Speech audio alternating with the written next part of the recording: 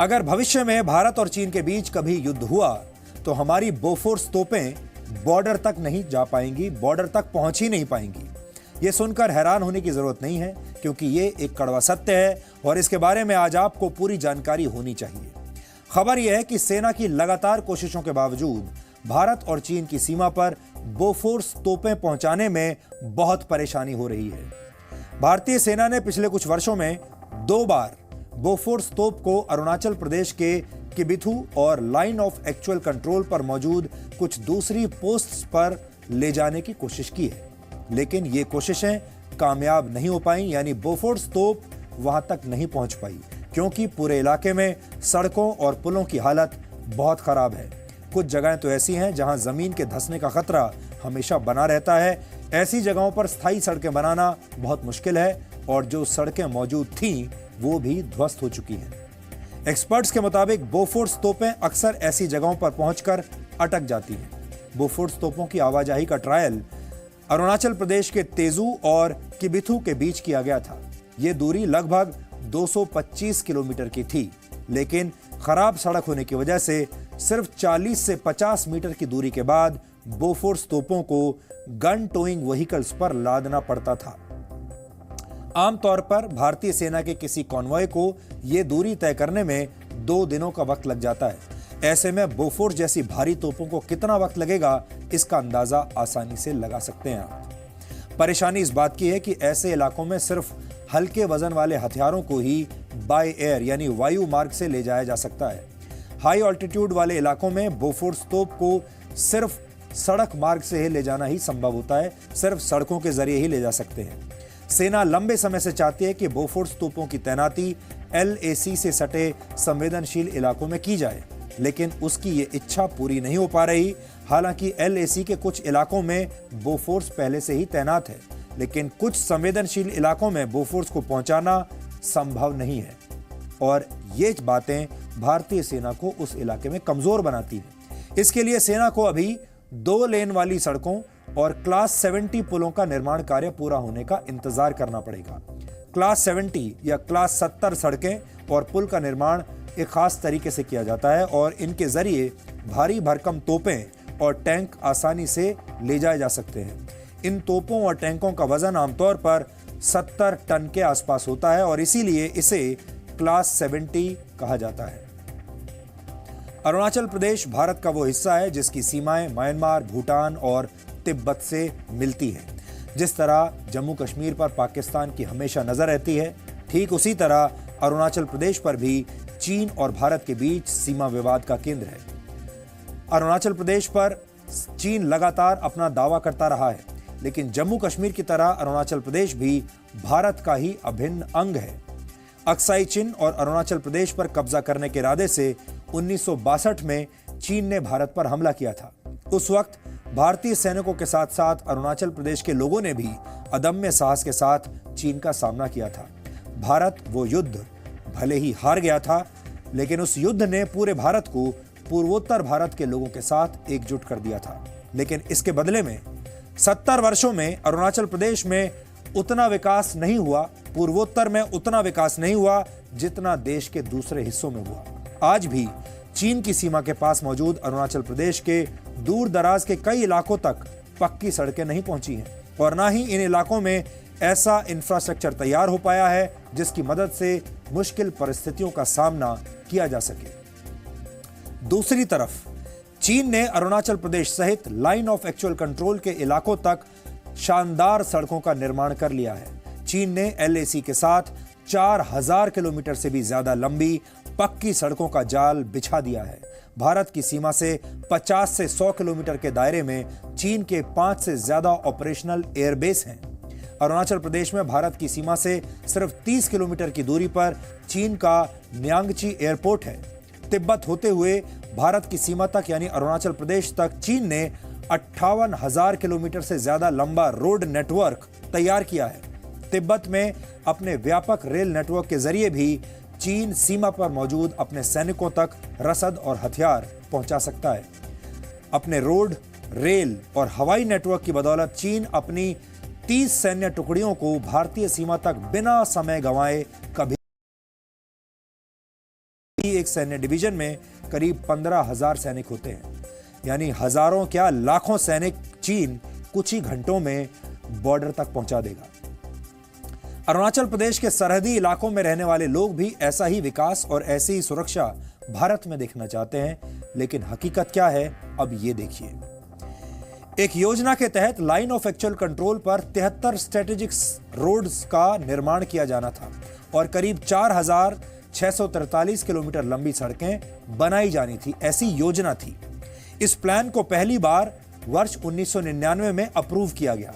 2006 में यह तय हुआ कि वर्ष 2012 तक इन सभी 73 सड़कों का निर्माण कर लिया जाएगा। 2012 मतलब आज से 6 साल पहले।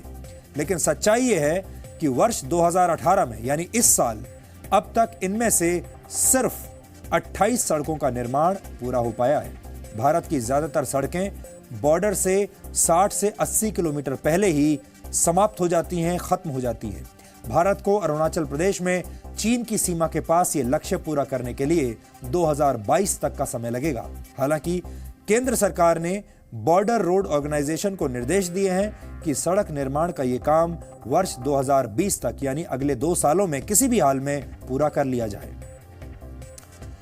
रणनीतिक तौर पर संवेदनशील इलाकों में इंफ्रास्ट्रक्चर न होने या कमजोर ढांचे की वजह से सुरक्षा बलों की ऑपरेशनल क्षमता बहुत कमजोर हो जाती है। इसलिए जी मीडिया की टीम ने सीधे ग्राउंड जीरो से यानी अरुणाचल प्रदेश के दुर्गम इलाकों और लाइन ऑफ एक्चुअल कंट्रोल के बिल्कुल करीब जाकर आप सब के लिए एक रिपोर्ट तैयार की है। वहां पहुंचना ही अपने आप में बहुत बड़ा काम है और ये रिपोर्ट तैयार करने के लिए हम वहां इसलिए गए ताकि आप सब ये समझ सकें कि हमारे देश के सैनिकों को न सिर्फ दुश्मनों से सावधान रहना पड़ता है, बल्कि टूटी फूटी सड़कों और खराब इंफ्रास्ट्रक्चर से भी एक अलग तरीके की जंग लड़नी पड़ती है। पाकिस्तान द्वारा नियंत्रण रेखा का उल्लंघन किया गया है।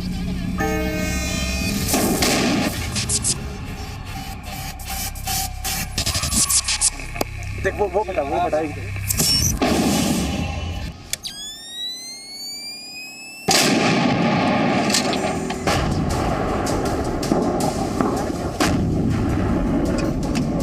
इस गन पॉइंट पर दोनों पक्षों के बीच बमबारी एक आम सी बात है। एक गोला अगर यहां से जाए तो उसके थोड़ी देर बाद उसका जवाब भी दूसरी तरफ से जरूर आता है। फायरिंग! 3, 2 सिग्नल! ये वही बोफोर्स तोप है जिसने कारगिल युद्ध में भारत की विजय गाथा लिखी थी।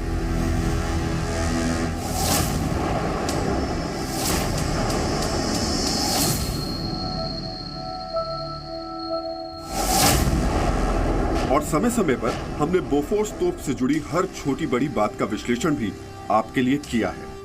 MM-FH-77-2 जिसे बोफोर्स के नाम से जाना जाता है।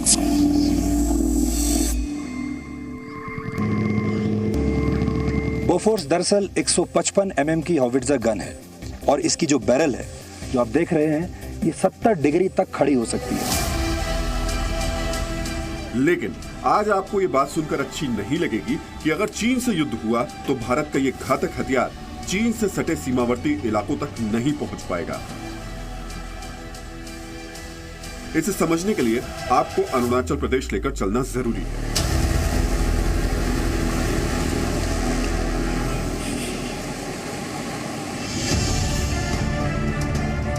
टूटी फूटी सड़कें, खराब इंफ्रास्ट्रक्चर, आवाजाही के लिए जुगाड़ करके बनाए गए लकड़ी के पुल।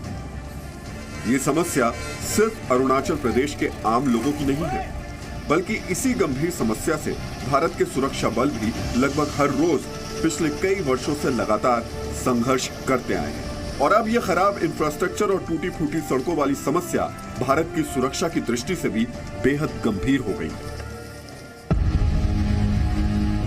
अब जरा इन्हीं सड़कों को, इंफ्रास्ट्रक्चर को, पुलों को चीन की नजर से देखते हैं। अरुणाचल प्रदेश में भारत की सीमा के उस पार मौजूद ये चीन का इलाका है।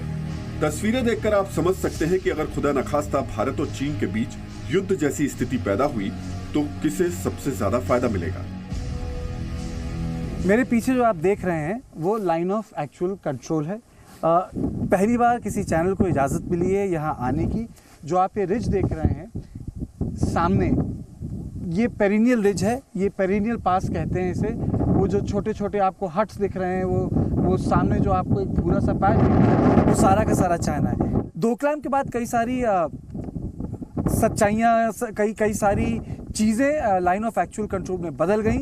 लाइन ऑफ एक्चुअल कंट्रोल में जिसे कहते हैं नए रेड फ्लैग्स आ गए डोकलाम के बाद, क्योंकि हिंदुस्तान ने कभी सोचा नहीं था कि डोकलाम जैसी स्थिति होगी, लेकिन हुई। और डोकलाम पे भारत को दुरुस्त जवाब देना पड़ा चाइना को। लेकिन ऐसा ना हो कि दोबारा कहीं और दूसरा तीसरा डोकलाम हो जाए। LAC को मेंटेन करना, उसकी सैंक्टिटी को मेंटेन करना अपने आप में एक बहुत बड़ा चैलेंज होता है, बहुत बड़ा टास्क होता है। तो आप जो देख रहे हैं, पहली बार देख रहे हैं किस तरीके से आमने सामने रहती है दोनों देशों की सेनाएं। रणनीतिक तौर पर पूरा अरुणाचल प्रदेश भारत के लिए काफी अहम है, क्योंकि अरुणाचल प्रदेश में जरा सी चूक का मतलब होगा चीन का भूटान तक पहुंच जाना।